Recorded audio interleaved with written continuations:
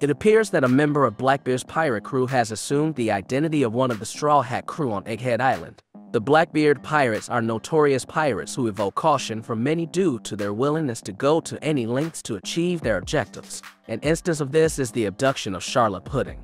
In addition to the Pudding incident, Blackbeard is infamous for various other malevolent deeds, including an assault on Trafalgar Law and the theft of his road poneglyphs. Intriguingly, certain members of his crew have been reportedly sighted on Egghead Island. A hypothesis posits that one of Blackbeard's crewmates might have covertly integrated themselves into the Straw Hat crew. Who could this individual be? Without further ado, let's get started. The appearance of the Blackbeard pirates on Egghead Island was initially observed in Chapter 1079. One panel depicted a ship bearing the group's flag positioned off the coast of Egghead Island. However, a major query arose: which members of Blackbeard's crew were aboard the ship? This question sparked discussions exploring various possibilities. Within a prior video discourse, speculation emerged that two Blackbeard crew members, namely Lafitte and Katarina Devon, might have ventured to Egghead Island. The reasoning behind singling out these two individuals stemmed from the preceding chapter's revelation that Blackbeard, Van Augur, Jesus Burgess, and Doc Q himself were situated on Winter Island. Subsequently, Beehive Island showcased the presence of Kuzan, San Juan Wolf, Avalo Pizarro, Vasco Shot, and Shiryu. This suggested that only two crews remained unaccounted for, specifically Lafitte and Katarina Devon. Consequently, this supported the likelihood of their presence aboard Blackbeard's ship on Egghead Island. Regrettably, subsequent to his appearance in Chapter 1079, Oda ceased illustrating the Blackbeard ship's existence. The crew members aboard the ship also remained undisclosed. This prompted inquiries regarding the whereabouts of the Blackbeard crew. A prevailing theory postulated their potential descent onto Egghead Island, thus situating them within that vicinity. In addition to the prospect of their arrival on Egghead Island, another theory proposed that one of them might have assumed the guise of a Straw Hat crew member. The focal point of this theory was Katarina Devon, a member of Blackbeard's pirates renowned as the Crescent Moon Hunter.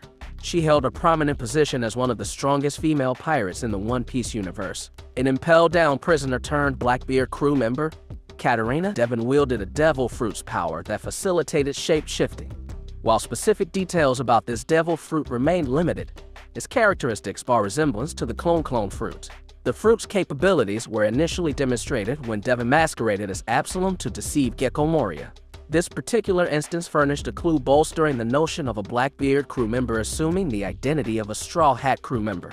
But how did Devon manage to mimic a Straw Hat? As previously alluded, the whereabouts of Lafitte and Devon remained shrouded in mystery. This mystery enveloped two non-original Straw Hat members. The primary candidate was Nico Robin. Chapter 1089's final panel depicted Nico Robin's conspicuous absence from the Straw Hat crew. However, Chapter 1090 subsequently unveiled her reunion with the crew. This interval of Robin's absence became a significant clue hinting at the possibility that Katarina Devon had impersonated Nico Robin. The Nico Robin appearing in Chapter 1090 could plausibly be Katarina Devon in disguise. Thus, the true whereabouts of Nico Robin became a subject of speculation.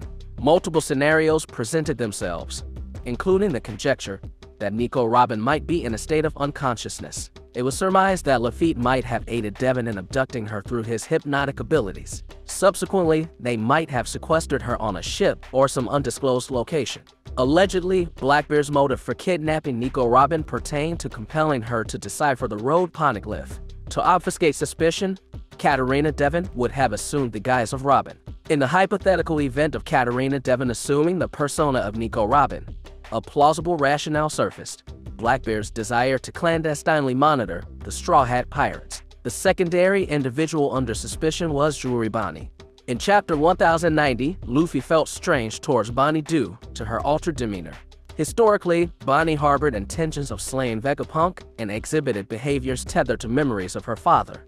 However, Chapter 1090 showcased a shift in her disposition. She radiated an uncharacteristic cheerfulness, appearing to have shed her troubles. Notably, Bonnie was not one to readily dispense praise. Yet in Chapter 1090, she commended Sanji as a preemptively deflecting scrutiny. Such narrative patterns were recurrent in Oda's storytelling.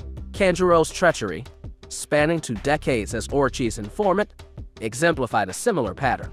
Kanjuro relayed crucial information about Oden's strategies to Kaido and Orochi. This framework could be paralleled in Katarina Devon's actions, postulating her transmission of vital intelligence to Blackbeard.